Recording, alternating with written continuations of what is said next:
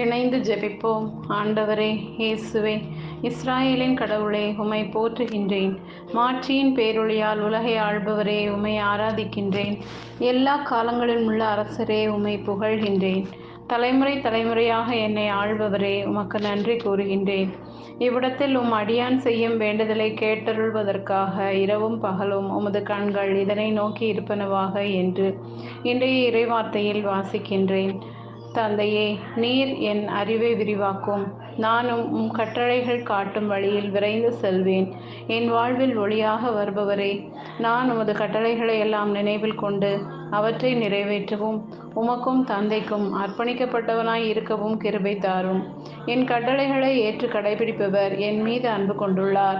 என் மீது அன்பு கொண்டவர் மீது தந்தையின் அன்பு கொள்வார்.